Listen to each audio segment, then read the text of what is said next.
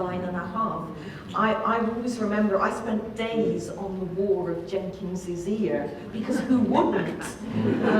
But when it appeared in the book, it's simply along the lines of when Peterson returned from investigating the War of Jenkins's Ear. And I had notebooks full of the stuff, but you can't put too much in, can you? Because otherwise it just reads like a quite poorly written history book. So I do loads of research.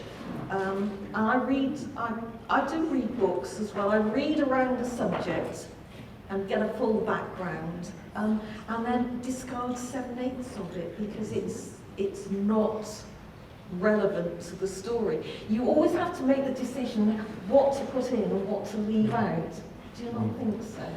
Yeah, absolutely, and I'm totally with you on that. I mean, I will literally read for hours, and then use the tiniest bit of information. Yeah. But it's having just enough information to give the illusion that you kind of know what you're talking about, or me personally, and that what you're writing about is actually accurate.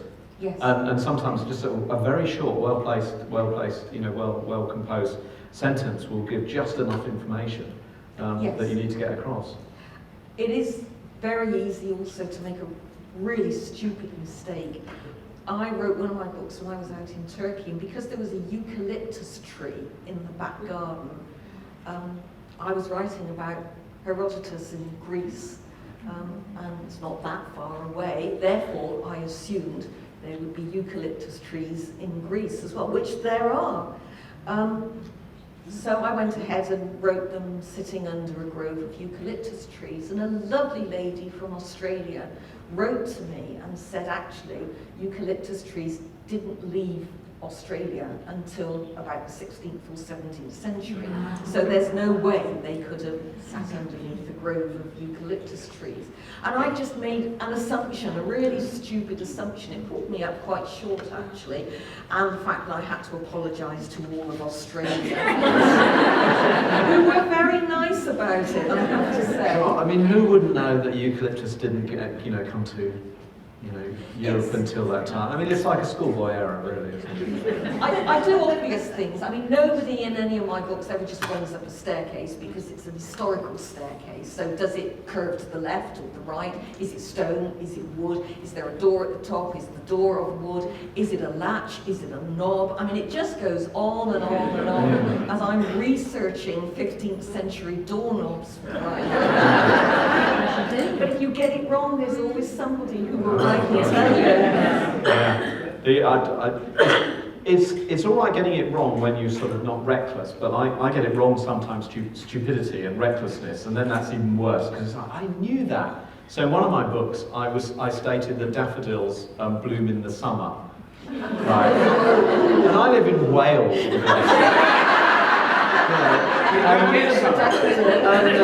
And we do get summer. It's just short, So, and I knew that. So, why is it really annoying? But this will beat all, because you always want to put that voice on when someone, because I get letters, as I'm sure you do, pointing out historical errors, and you always put that, dear Mr. Ford, I'd just like to complain, and that voice does come into your head. But the best one I've ever, there was this movie years ago called The Draftsman's Contract, which was a bit of a snooze fest. But anyway, but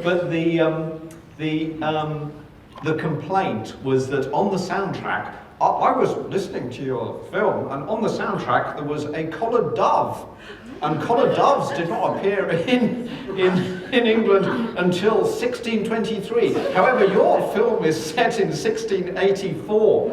And I thought, okay, that must be like the sort of type specimen for pedanticness. But I actually have certificates of pedantry. And when someone sends in a really pedantic email, I send them back a certificate.